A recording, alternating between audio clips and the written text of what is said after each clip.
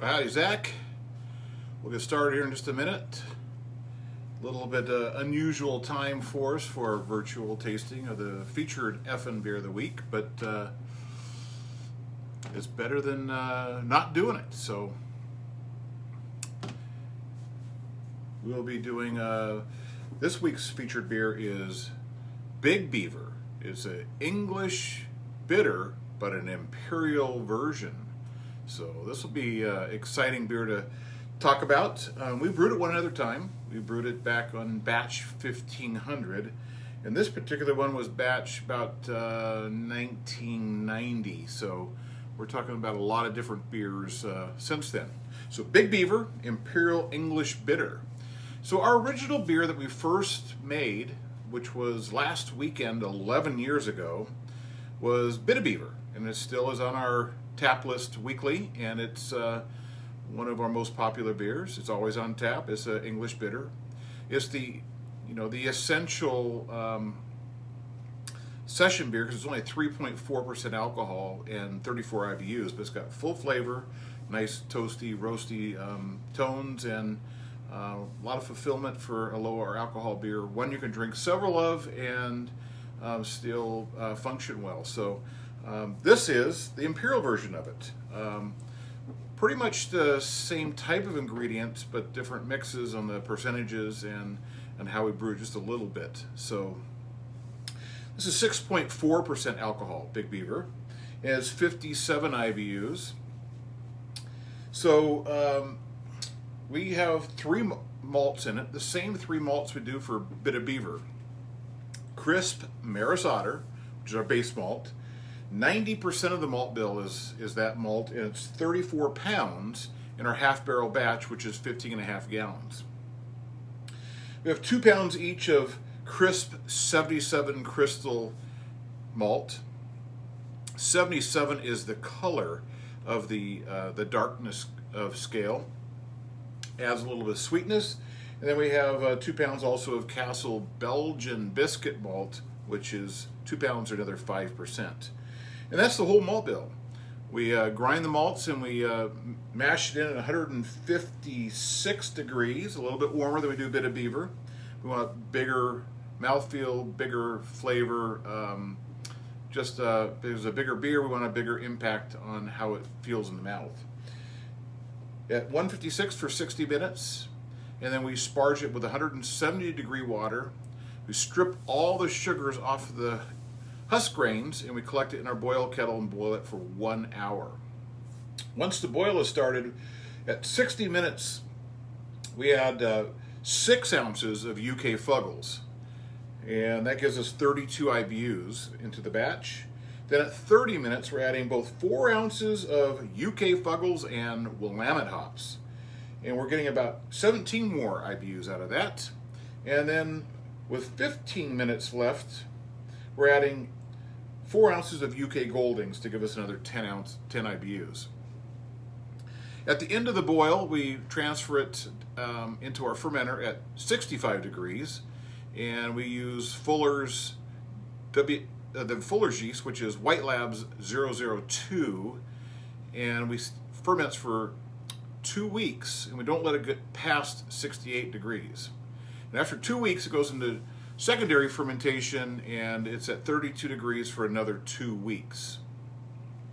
The result is this beautiful looking beer. And this beer has got a nice, I call it a copper color to it. It's got a little bit of haze to it, but not much. It's got pretty good clarity, but it's got just a little touch of haze. And the color's at 12.1 on the SRM scale. So it's got some nice, beautiful tones to it, complemented with a nice, beautiful white head on it, and it's a delicious looking treat in this glass. So let's take a smell. And it's big. It's all about the malts here. So it's a big, biscuity, little sweetness to it. It's very inviting, and it says you need a taste. And I'll tell you before I taste it, this would be an outstanding beer on cask, and I wish we could do this. Maybe we'll do it sometime when we can reopen the tasting room and have this on for cask.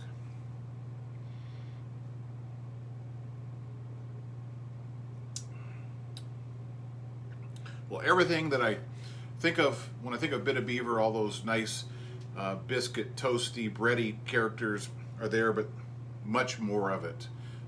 Just making it, it's almost mouth-watering because it feels like you're having, right out of the oven, some nice biscuits that came out. You popped them open, and they're warm, and they've got that beautiful taste to it and flavor. And that's what this really has. At 57 IBUs, although they're English hops, it's got a nice firm dryness on the end, kind of an earthy bitterness, but not really overwhelming. It's really about the malt on this beer, and it's all about beautiful biscuity, bready tones. Not really a toasted, but it's those fresh out of the oven, flaky biscuits. This would really go good with on the side if you're having a biscuit with some, butter and some orange marmalade. It'd be great because I'm picking up some essence of some fruit flavors, maybe a little orangeness, maybe a little apricot, little marmalade tones in there in that background, and that's just giving me some really good. Now I poured this just a few minutes ago at 40 degrees, and in the garage here it's probably 40 degrees, so it's not going to warm up, but I think this would be great warming up to about between 48 and 52 degrees. I think it'd be awesome. It's pretty awesome right now. So let me move this a little bit closer, and I can maybe see who's here and see if we got any questions, and I'll be right here. So we've got, let's welcome everybody. We've got Zach, we've got Kim, Daniel, Chip, Jerry, another Zach, Dan, Rose, Jeff, Frank, and Rose. So, let's see. A late tasting is better than no tasting. Well, I agree. And there's never a bad time for a really good beer. And this is going to be a beer that I'm sure everybody's going to want to get growler fills this weekend, Friday and Saturday, 4 to 5 p.m. Make sure you pre-order those at the foggynogginbrewing.com website. Hit the beer tab. All the details are there. And we got Dan and Lee, Jeff, Frank. Let's see. So do you think it's mouth-watering because it activates your savory taste buds? Absolutely. I think it's a combination of this wonderful aroma on it that sets you up, and when you taste it, you're thinking, it brings back memories of things. I mean, I remember my grandmother making warm biscuits right out of the oven, and being the first one to open it up when it's still warm, and the butter just melts all over it. Those are the best. And do you pick up those orange marmalade flavors with all the regular Beaver? I get some of it, but not to the intensity of this. I get more of the apricot in the Bit of Beaver. It's the same yeast in here, and I just think because it's higher alcohol, it's bringing out more flavors into it. So I don't get that orange marmalade really out of the regular Beaver. Rose says, sounds amazing. It really is. And I'm drinking this. I go, why don't we brew this more often? It's delicious. And maybe we will have to just brew it more often, have it rotating through our beers. Do you get the right temperature? To get the right temperature, how early would you pour it before you drink it? Well, if I was going to take this inside, I think about pouring it at 40 degrees, which is typically what a refrigerator is. So if you had your growler in your fridge and you pour it in your glass and you brought it inside, I'm saying anywhere between 15 to 30 minutes. And I think I would wait 15 minutes and start drinking it. It's also going to kind of degas it because, first of all, on this beer, we carbonate to 1.5 volumes, which is very traditional English. So it doesn't have the harshness of being more carbonated. It brings out those gentle flavors of it without having a distraction to it. It'll dissipate a little bit sitting there for 15 minutes, and it'll even make that even more enjoyable. Much more like a cask version.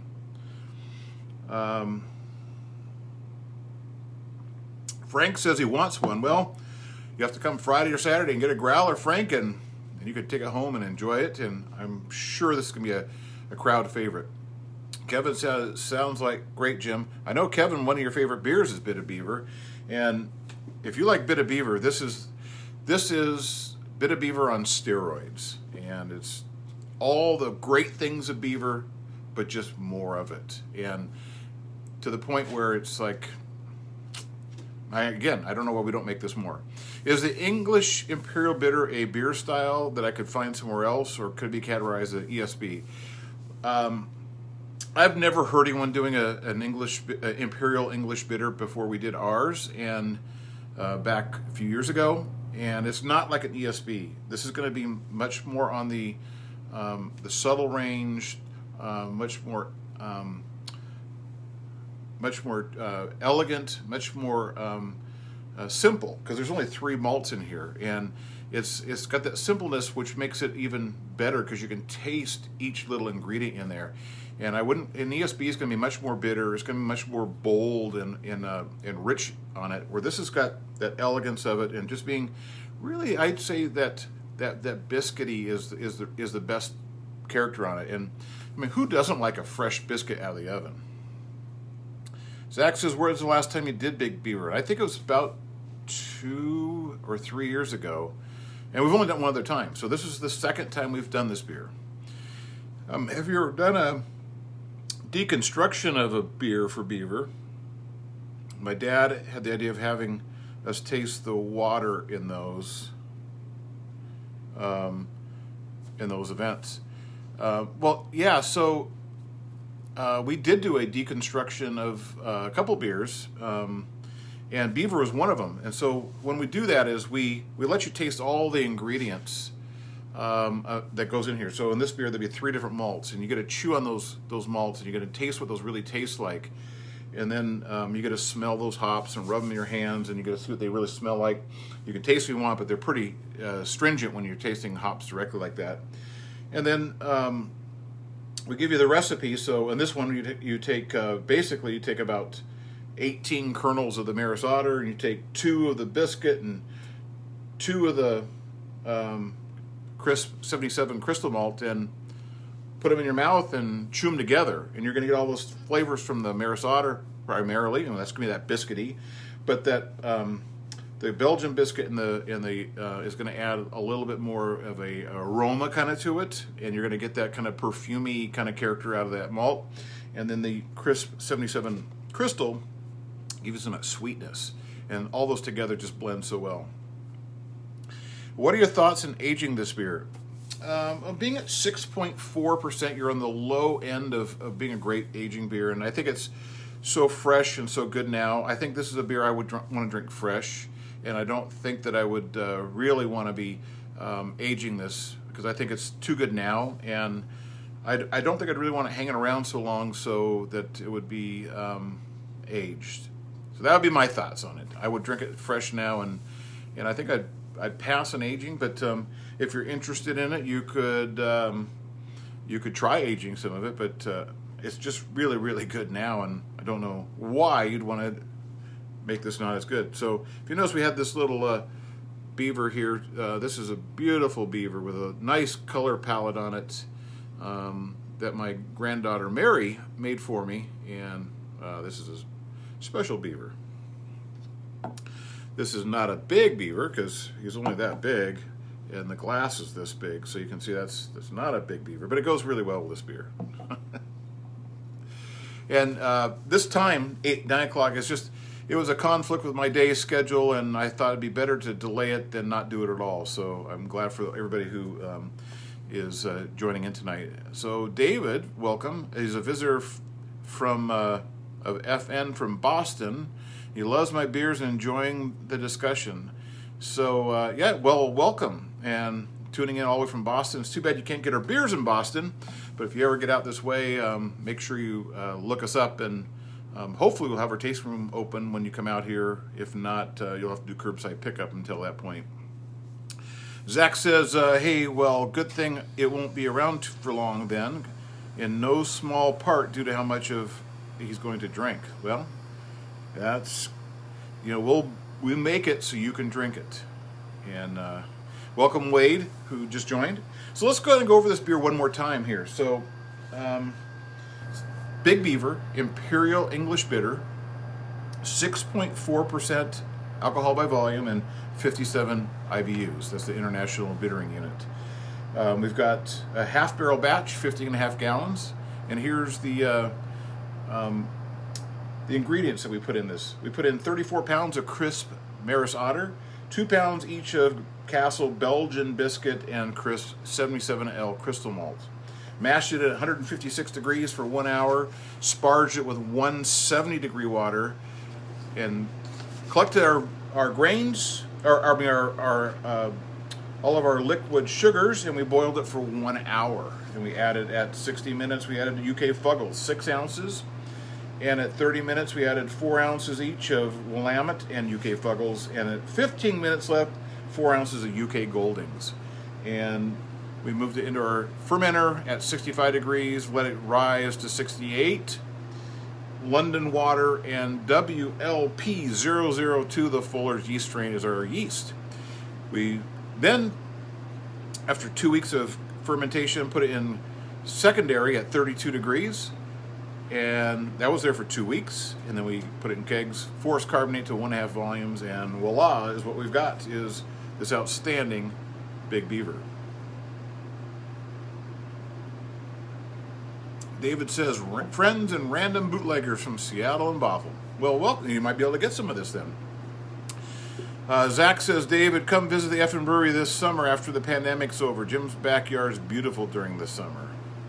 Well, we hope we have a great summer. We hope the pandemic will be over so summer can be something kind of normal again. That'd be kind of really neat to be able to open up and have people enjoy beers here and renew their friendships with their beer drinking buddies and make new friends and just have a good time with some good old-fashioned English inspired ales. So if there's no more questions, I appreciate you guys all tuning in. We're going to have a happiest half hour tomorrow night at 5:30, and that's going to be our regular time, so we'll be back on, and that's some piano, some music, some singing, and just some great fun. It's the official start of the weekend. So tomorrow, 5:30 on Facebook Live. How do you get your Foggy Noggin beer this weekend? It's all curbside pickup, both Friday and Saturday, 4 to 5 p.m., where you can get growler fills, bottles, Foggy Noggin merchandise like this cool hat or shirt. And you hit the foggynogginbrewing.com website, hit the beer tab, all the details are there. So it's all pre-ordered, prepaid, and when you pull up, it's we'll put it in your back seat or your trunk, whatever makes you most comfortable. So let's see, we have Robert Carr just joined. So Robert, if you're going to want to watch the tasting again, it's going to be archived on our Facebook page real soon. David says, been there on a very in hospital December Saturday a while back. Great lunch too. And Lisa, welcome. And Zach says, how much fogged in do you have left, if any? And do we have any fogged in left? I think we might have a little bit. So I'm going to update the beer tab with some of these very limited that have only a couple growlers left, so you'll know what you have. So when you order, so tomorrow, if you take a look, it'll be updated sometime tomorrow, and you can find out, because I think for the effing Xmas tree, there might be 1 growler left, and there might be I think there might be 2 or 3 fogged ins left. So that might be interesting for you guys to pick those if you haven't had it. I know Zach's probably a big fogged in fan, because he sent me a message on him when he tasted it, so he thought it was inspiring beer at the least. So thanks for joining. Join us tomorrow night for the happiest half hour at 5:30 on Facebook Live, and then we'll see you this weekend for curbside pickup. So thanks for joining, and we'll archive this so you can watch it all over again. Cheers, everyone.